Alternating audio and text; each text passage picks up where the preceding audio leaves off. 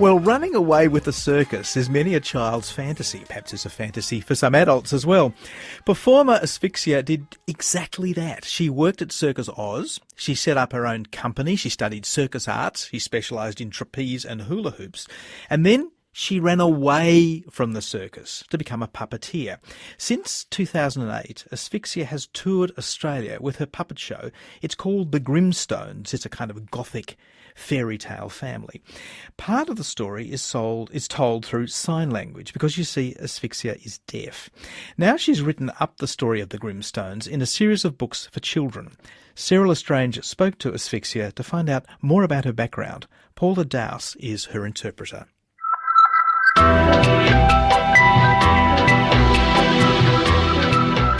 You don't meet many people with a name like Asphyxia. It's not the name her parents gave her either. It was given by her brother. It's basically a childhood name that stuck. His nickname was Ataxia. The other thing that stuck from childhood was Asphyxia's love of making things and being creative. However, even artists have to make a living, and she worked for some time as a computer programmer. Then she discovered that Circus Oz conducts workshops for the general public, and she jumped at the chance to find out how to be a circus performer.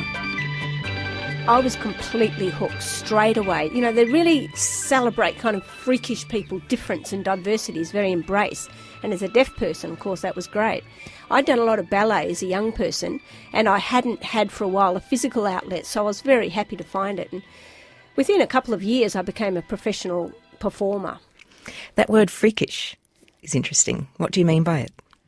Well, what I mean is that, in ballet days, it's very much about conformity. Everybody looks very much the same body height, the same body type, the same movements.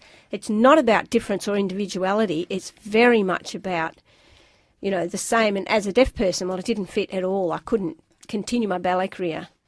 But with circus, in fact, embrace diversity. What did you do in the circus? Firstly, I trained with Circus Oz, and I was involved with the women's circus. I did 2 shows with them. And then I became a freelance performer, and I worked with another person. I had a solo show that I developed. I developed acts for various different festivals. I found that working better for me as a deaf person, it was better for me to work by myself rather than an organisation, because they would have their own set-up ways, and they often weren't deaf-friendly. Whereas running my own company, I could make it completely deaf-friendly. I was thinking about communicating when you're on the trapeze in a circus like Circus Oz, you being deaf. I was just wondering how that communication works when you're practicing the moves. People can't yell at you to do something. Yeah, well, actually, it's very interesting. My trapeze teacher had that problem because she was used to yelling out what to do. The students, go now, do this, beat now. But because I'm very used to visual communication, she would tell me everything before. And really, I just had to kind of remember the timing, and, I was kind of forced to learn it in a way. That was sort of good. I couldn't depend on a voice to cue me. So in the end, I think it was actually an advantage. Yeah, well, I mean, when you're actually performing, no one's cueing you. You've just got to know it, don't you? Exactly. So it takes a long time for a lot of students to develop that innate sense of timing, and they do rely on their teacher's voice.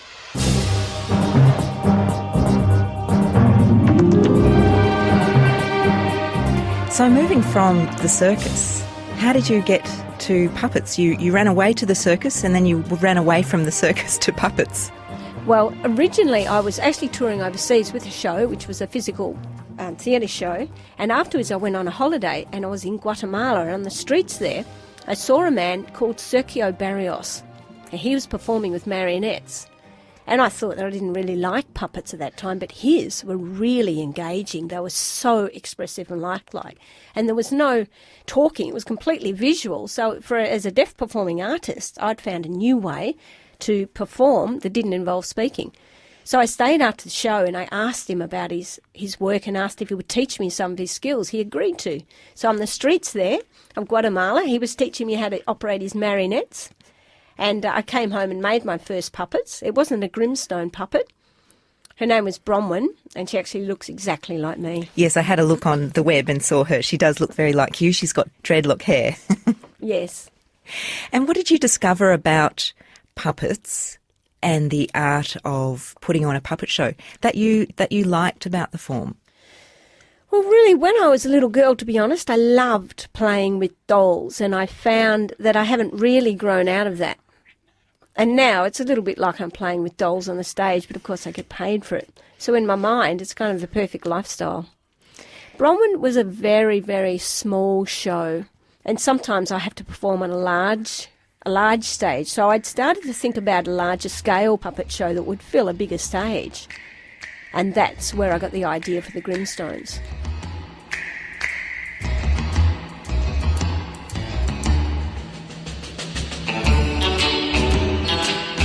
The Grimstones is a Gothic fairy tale family. Think of the Addams Family.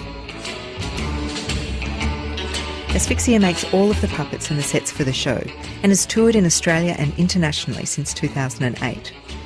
Perhaps the success is down to the fact that she found a connection between her own background and the Grimstones. When I was a teen, I was a real goth. So wearing black, white face. Yeah, all of that, pointy shoes, the whole thing. And since that time I had supposedly grown out of that phase, but really I think I kept a strong liking for that Gothic aesthetic inside of me. And I was watching at the time a series of Gothic movies, like I was actually watching a series of Unfortunate Events and Tim Burton movies and the Addams Family. And then I started to think about that aesthetic, a Gothic sort of a fairy tale. And first I actually just envisaged a mother, daughter and a grandfather, and I was a little stuck for story.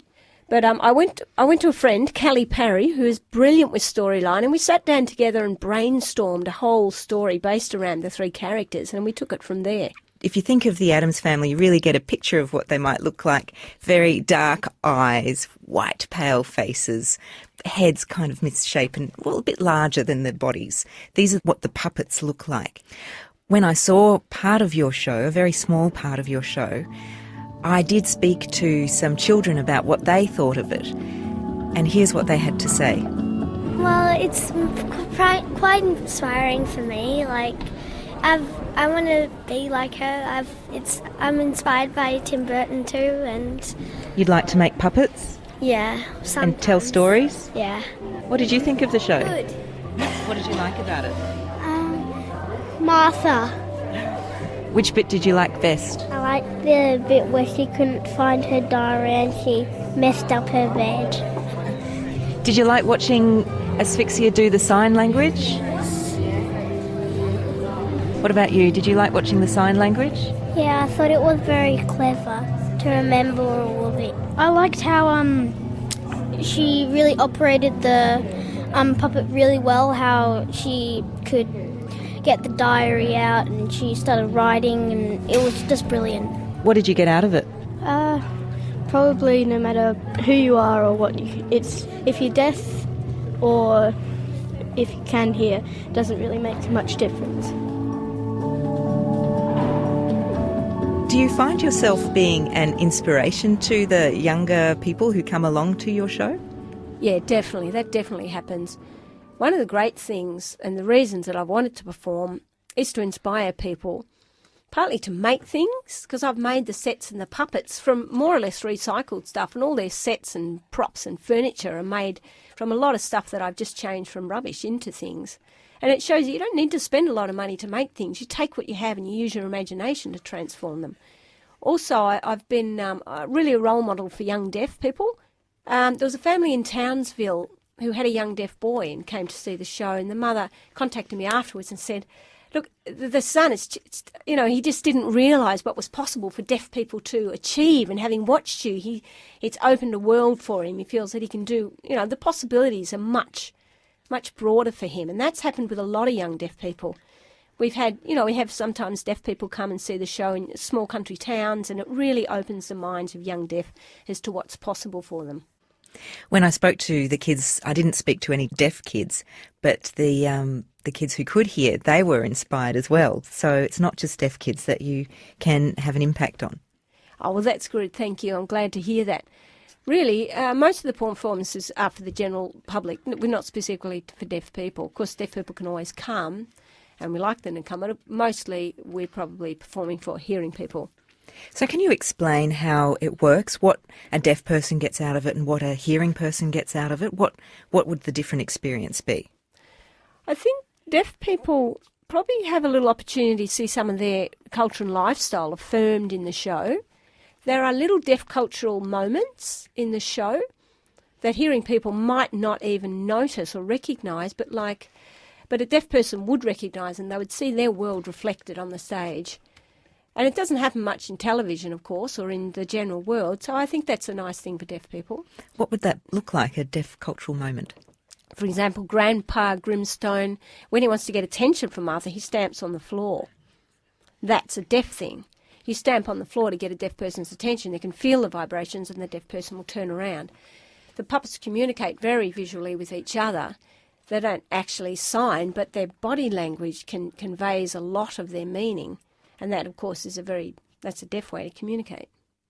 Are people surprised by what you do? Yeah, I think they are. A lot of parents come along to the show thinking, oh, this is for the children, really. And they sit at the back, they expect to be fairly well bored and wait it out. But then they're surprised. They become drawn into the story themselves. And we've done a lot of performances overseas, and we've seen how puppetry for people in Europe, for example, is not necessarily for children, but here it very much people equate it with children's entertainment. So adults find themselves surprised to be drawn into the world as well, and a little step back in time into their own imaginary, magical kind of world, and they're usually delighted by that. What did you think of the show? I thought it was absolutely fantastic. I think she's an amazing performer and really beautiful writer, and it appeals to something that isn't found very readily in other children's literature or stories.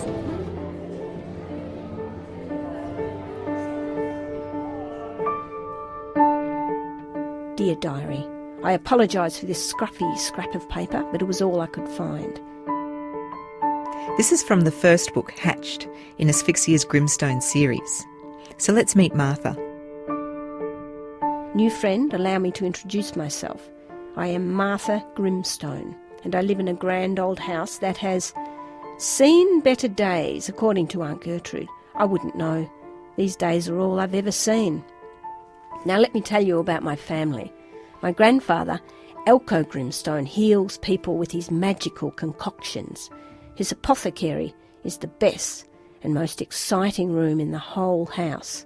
He doesn't know it yet, but one day I'm going to learn everything he knows and more and become the very magnificent lady of magical medicine. My mama, Velveta Grimstone, is a seamstress. Her garments are lined with love and warmth. They are so exquisite and in such demand that she sews day and night. My Aunt Gertrude, who runs the house like a navy captain, cooks terrible food and educates me in boring and useless topics such as Latin and correct grammar. Perhaps I'm being unfair. Without her we'd live in a dreadful mess and have nothing to eat but Grandpa Grimstone's foul-tasting herbs. August, whose family has tended the Grimstones for 13 generations, does his best to keep our home in good repair. He cares for the rare and precious herbs that grow in our valley, so that Grandpa Grimstone can use them in his potions. Aunt Gertrude says August smells, but it's just the manure he uses to feed the plants. My father, Mortimer Grimstone, lies in his grave in the crypt. He died when I was a baby. And now I'm not sure what else to tell you. So here's our house, which has been home to the Grimstones for many generations.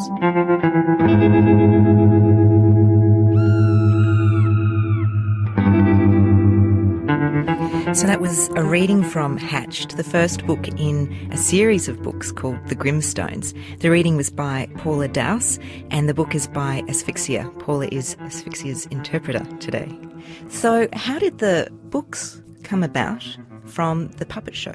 We launched the puppet show and we toured it for, we did it for years, several years, and we appeared in a lot of different theatres, but somebody from Allen and Unwin came along to a show and saw the Grimstones, and we got a phone call from them. They said they thought it would make a lovely book. Are you interested to write a book? I was very interested. So it extends the world of the Grimstones from the puppet show to more people who can read about them. Yeah. Look, there's a lot more reach in the book than obviously in a show, on a stage, for an hour you might tell the story. It's very visual, the visuals are very important in the show. But the book can go into a lot more depth, and I've really enjoyed the depth that allows me to explore the characters in the book.